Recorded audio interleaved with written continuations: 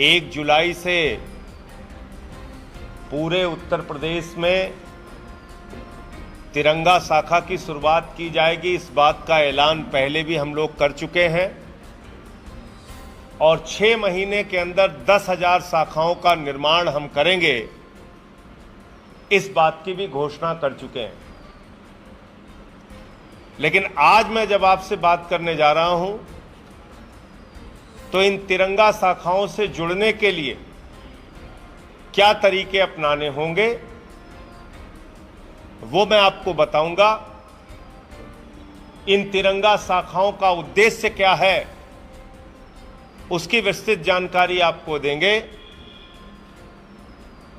और ये तिरंगा शाखाएं किस प्रकार से संचालित होंगी, इन तमाम बिंदुओं पर आपसे बातचीत करेंगे।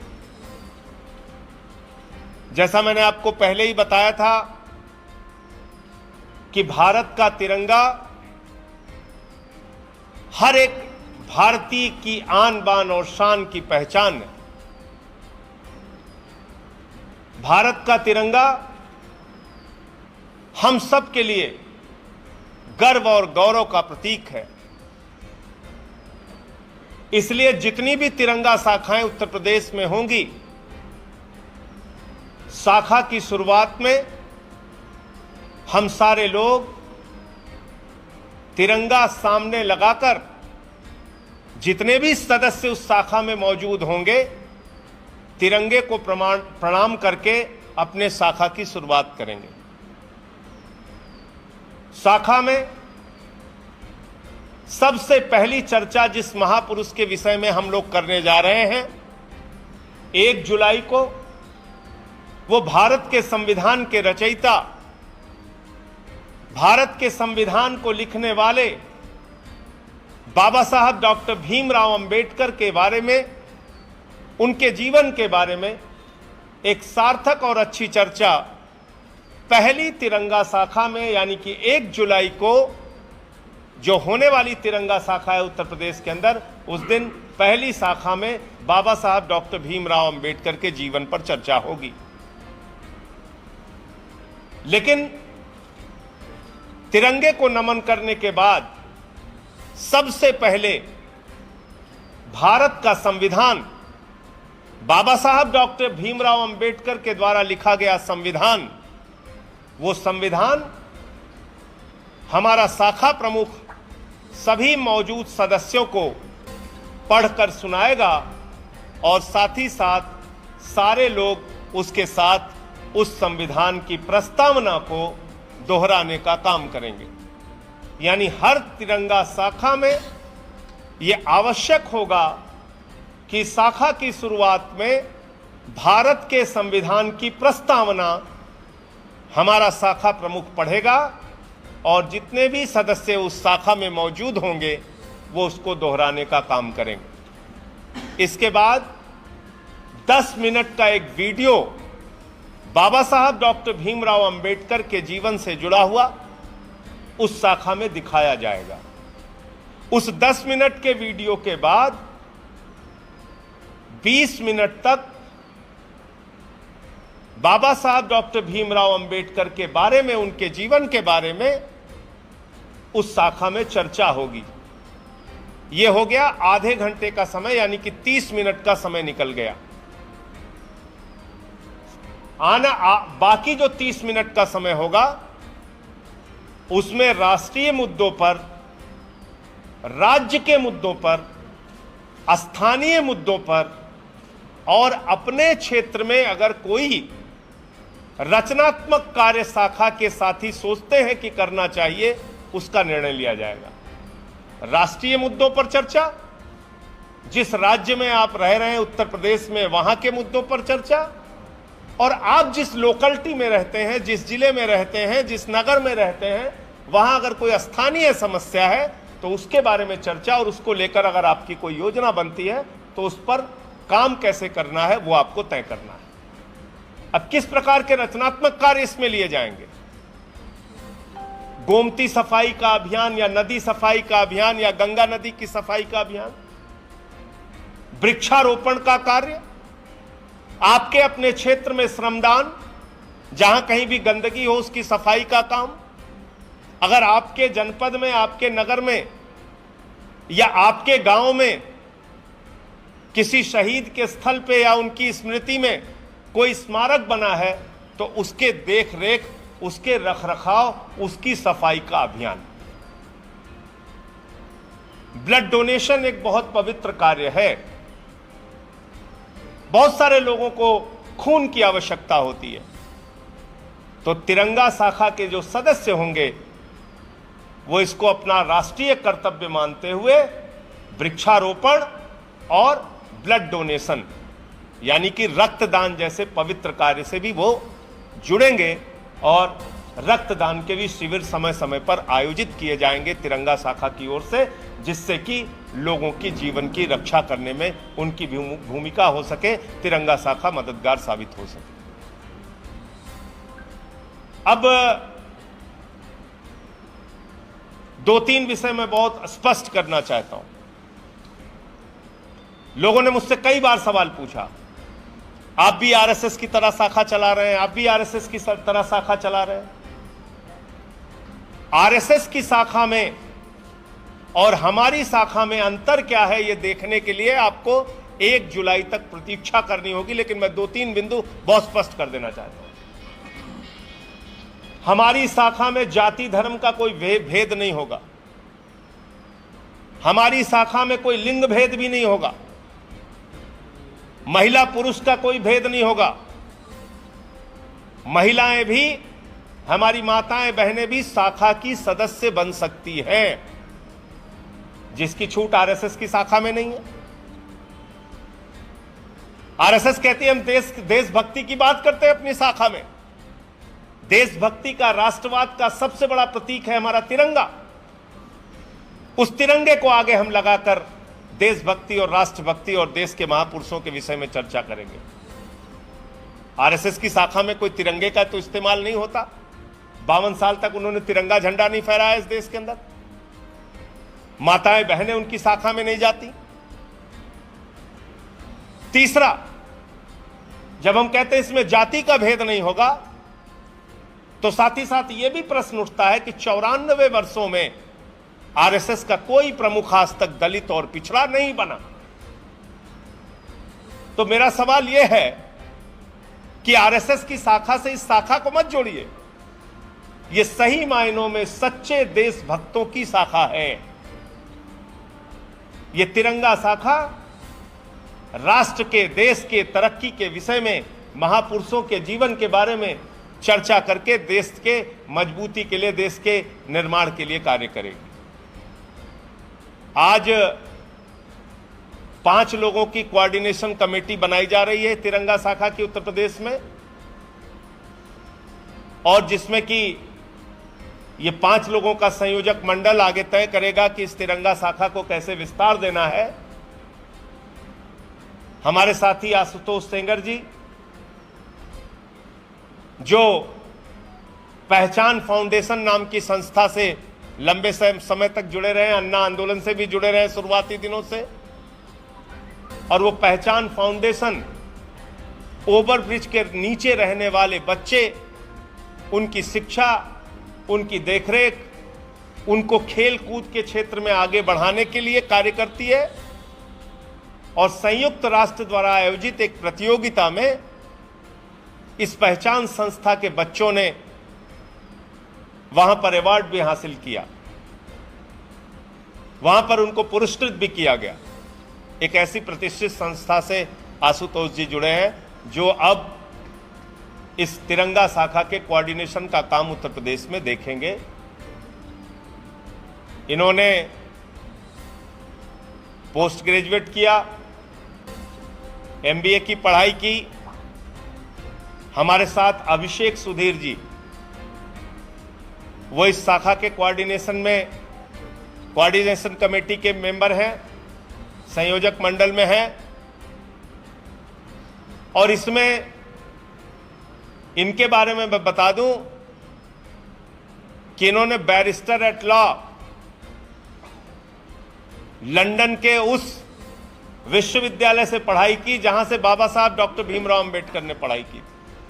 LLM हैं, LLB हैं, बैरिस्टर हैं,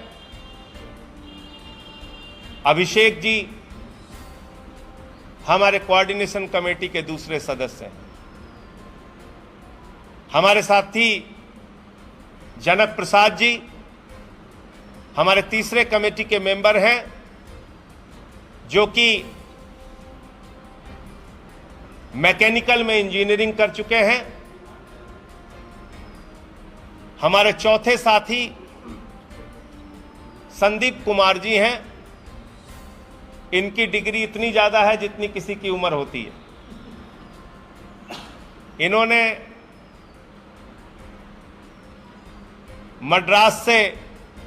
मद्रास यूनिवर्सिटी से MBA किया, मुंबई यूनिवर्सिटी से लॉ की पढ़ाई की, MCA किया, मास्टर ऑफ कम्युनिकेशन, MS किया न्यू जर्सी US से, अमेरिका से। इनकी भी शिक्षा दीक्षा उच्च कोटि की रही। अब इस क्षेत्र में कार्य करना चाहते हैं। हमारे साथी ब्रजलाल लोधी जी लखनऊ विश्वविद्यालय से आपने पोस्ट ग्रेजुएशन किया, माफ कीजिए, BCom किया और LLB किया। BCom है, LLB है, और ये हमारे 5वें सदस्य हैं। तो ये 5 हमारे प्रमुख साथी हैं जो इस तिरंगा शाखा के कार्य को उत्तर प्रदेश में विस्तार देंगे। आशुतोष सेंगर जी, अभिषेक सुधीर जी, जनक प्रसाद जी, संदीप कुमार जी, ब्रिजलाल लोधी जी, ये 5 हमारे सदस्य हैं। अब मैं आपको बता रहा हूं कि इस शाखा से जुड़ना कैसे है आपको। ये हमारा हेल्पलाइन नंबर है 8805328805 8805 32 8805 8805 328805। इस नंबर पर डायल करने से आप तिरंगा शाखा से जुड़ने के लिए क्या क्या कर सकते हैं, क्या आप अपनी भूमिका रखना चाहते हैं, 1 2 3 4 तक ऑप्शन आपके पास आएंगे और जो बटन आप दबाएंगे उसके हिसाब से आपको गाइड किया जाएगा इस हेल्पलाइन नंबर पे फोन करने से। दूसरा, यही व्हाट्सएप नंबर है। इस व्हाट्सएप नंबर पे जब आप जय हिंद लिख के मैसेज करेंगे, इस व्हाट्सएप नंबर पे, यानी कि 8805328805, इस नंबर पे जब आप व्हाट्सएप करेंगे, जय हिंद का मैसेज भेजेंगे, तो जवाब में आपको वेबसाइट का लिंक आएगा और उस लिंक पर जो भी आप लिखना चाहते हैं, जो भी आप जानकारी देना चाहते हैं, वो आप अपनी जानकारी दे सकते हैं। और आप किस तरीके से जुड़ना चाहते हैं उसमें भी तमाम ऑप्शन दिए हुए हैं, आप वो ऑप्शन भर सकते हैं। मैं चाहूंगा एक बार वेबसाइट दिखा दी जाए आप लोगों को तिरंगा शाखा की। लोगो ओपन करो, अपने तरफ कर ले। अब ठीक है,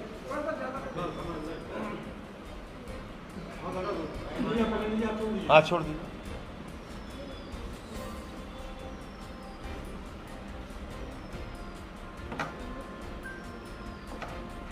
और ये हमारे तिरंगा शाखा का लोगो है।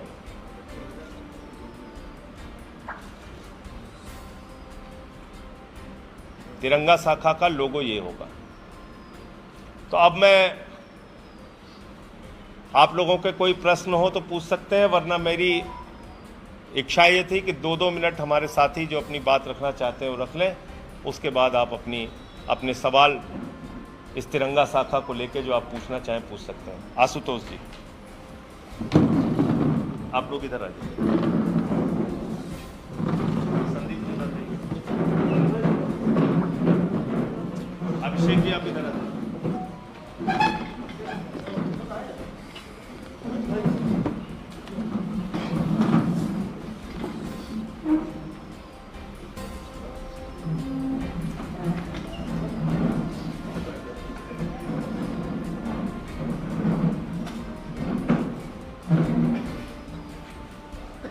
नमस्कार सभी।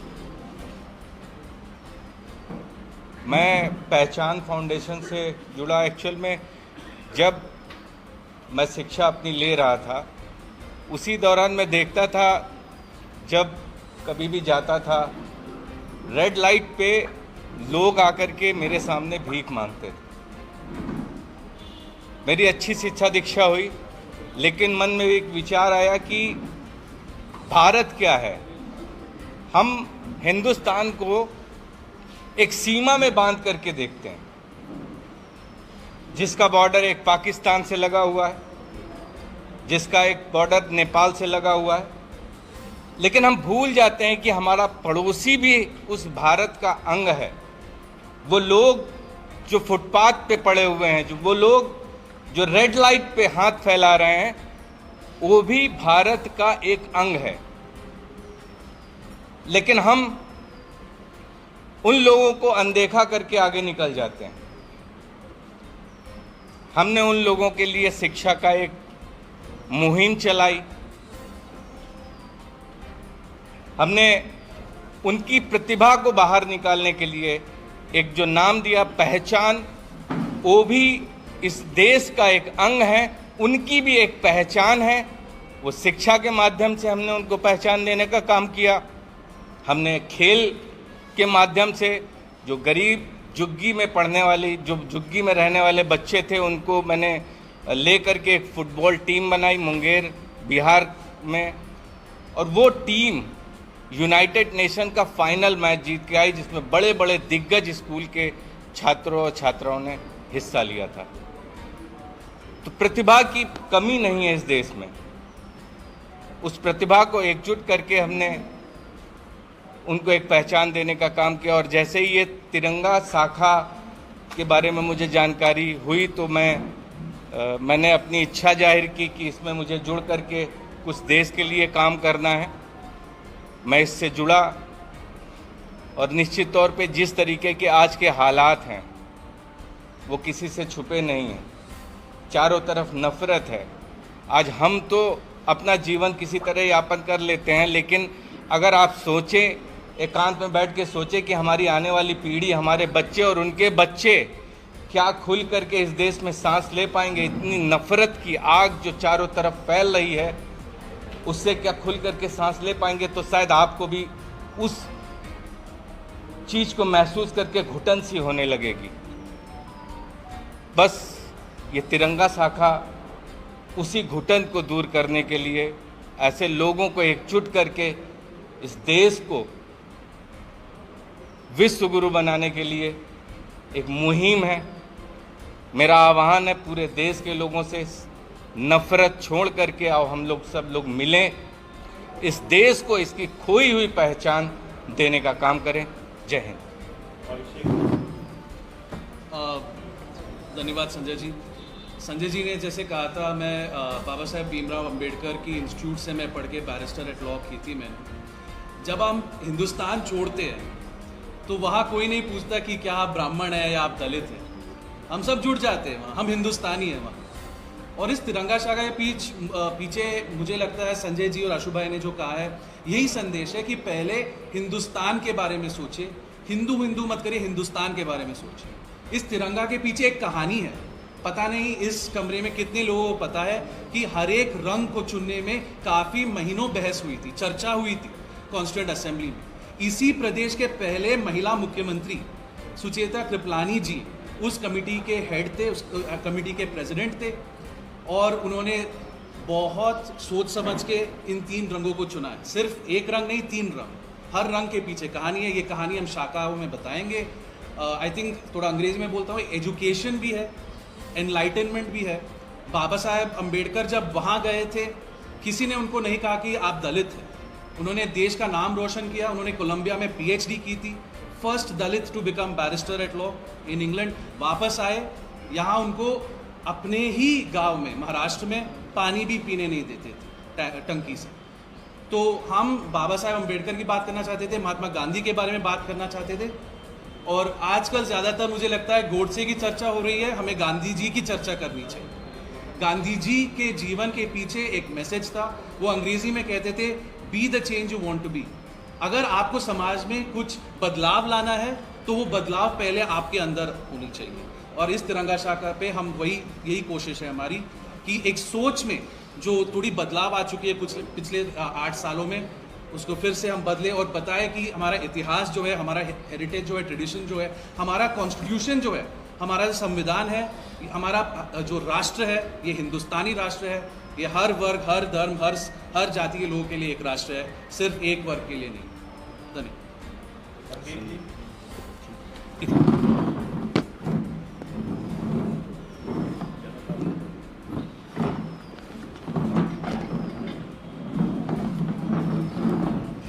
शुक्रिया संजय भाई। सभी प्रेस के साथियों को इस महत्वपूर्ण प्रेस वार्ता में आने के लिए बहुत बहुत धन्यवाद। मैं माफ़ कीजिए, मेरा गला थोड़ा सा ख़राब है। मैं वैसे कई सालों तक देश के बाहर रहा और ये सोचता रहा कि हिंदुस्तान में हम लोग संविधान को और हमारी संस्कृति को उस तरह क्यों नहीं देखते जिस तरह दूसरे देशों में देखा जाता है।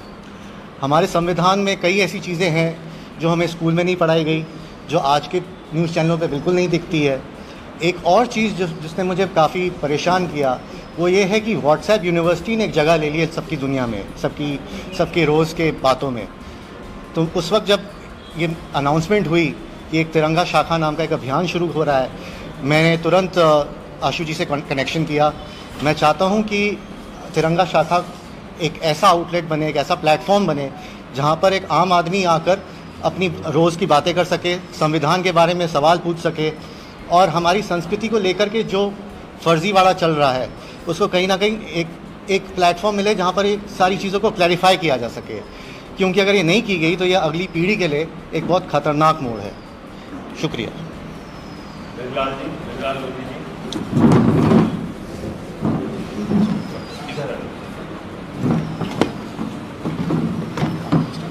सभी साथियों को नमस्कार। मैं सबसे पहले धन्यवाद देना चाहता हूं आम आदमी पार्टी के उत्तर प्रदेश के प्रभारी माननीय सांसद संजय सिंह जी ने, जिन्होंने पहली बार एक बैकवर्ड को आरएसएस जैसी शाखा में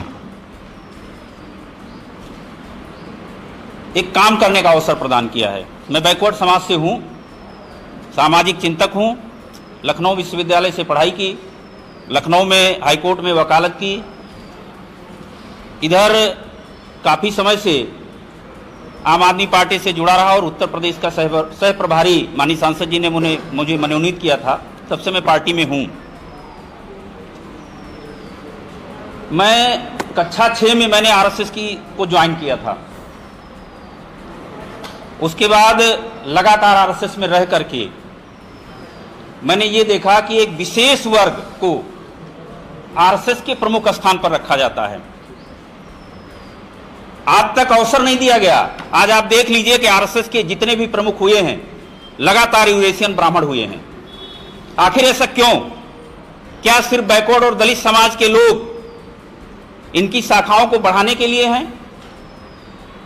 हमारे समाज के लोग, हमारे बैकवर्ड समाज के लोग, हमारे दलित समाज के लोग इस बात के लिए जरूर जोड़ लिए जाते हैं कि हम लोग जाकर के उनकी विचारधारा का प्रचार प्रसार करें, लेकिन कभी हमें इस प्रकार का अवसर नहीं प्रदान किया जाता है कि हमको भी उन प्रमुख पदों पर बैठाया जाए। लखनऊ में जब मैं आरएसएस से जुड़ा हुआ था तो लखनऊ में जब प्रमुख बनने की बात आई तो मैंने इस बात का विरोध किया कि क्यों ना दलित और बैकवर्ड को, मैं भी लंबे समय से आपके साथ काम कर रहा हूं, हम लोगों को अवसर क्यों नहीं दिया जा रहा है? इसी बात को लेकर के वहां के प्रमुख ने हमको बाहर निकाल दिया, कहा आपकी आवश्यकता नहीं है। आज पहली बार आम आदमी पार्टी ने एक विचारधारा पर काम किया है और वो विचारधारा है राष्ट्रवादी विचारधारा। और राष्ट्रवादी विचारधारा इस देश में तभी खड़ी हो सकती है जब हम इस देश के सर्व समाज को लेकर के आगे बढ़ेंगे। इस देश में आज भारतीय जनता पार्टी द्वारा एक नफरत की राजनीति फैलाई जा रही है। हिंदूवाद के नाम पर, मुसलमान के वाद कर नाम पर इस देश को बांटा जा रहा है।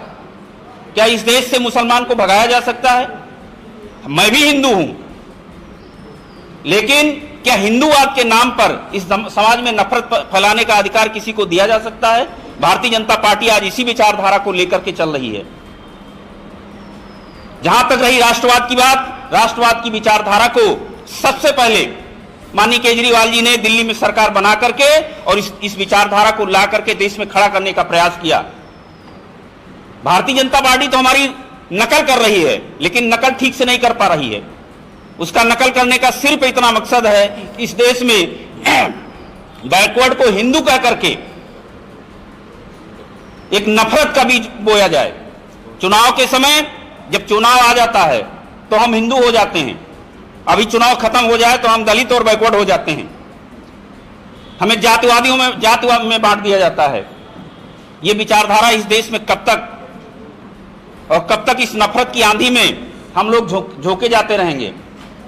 इस देश में पहली बार माननीय केजरीवाल जी ने, माननीय संजय सिंह जी ने एक राष्ट्रवादी विचारधारा को इस देश में पनपने का अवसर प्रदान किया है और उससे मुझे जोड़ा है। निश्चित रूप से इस विचारधारा को लेकर के उत्तर प्रदेश में उतरूंगा, घर घर गांव गांव इस विचारधारा को लेकर काम करूंगा।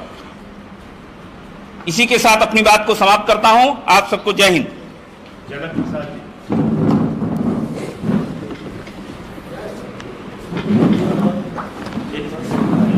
जनक जी बोल रहे बस।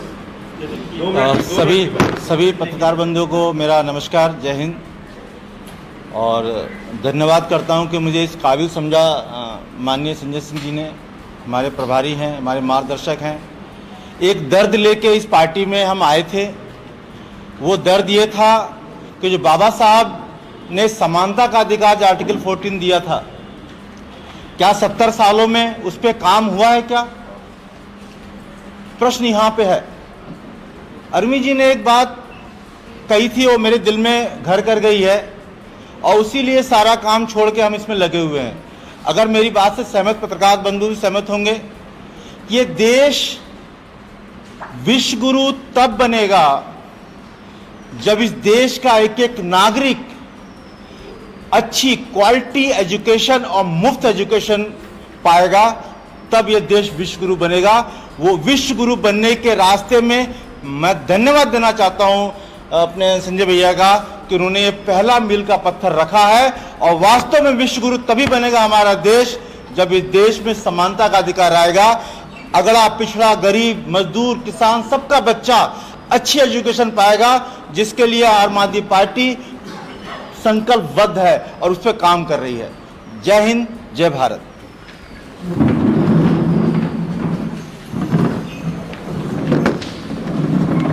तो सबकी बात अभी आ गई साथियों की। आपके कोई प्रश्न हो, कोई सवाल हो तो आप पूछ सकते हैं। आदरणीय अरविंद केजरीवाल जी ने ऐलान किया है पिछले दिनों कि 500 तिरंगा पूरे दिल्ली में 15 अगस्त तक लगाया जाएगा और हर हाथ तिरंगा कार्यक्रम हमारी पार्टी, हमारी सरकार, अरविंद केजरीवाल जी चलाएंगे। तो ये एक अच्छी पहल दिल्ली में भी हो रही है तिरंगे के सम्मान में, जिसकी जानकारी आपके साथ शेयर करनी थी।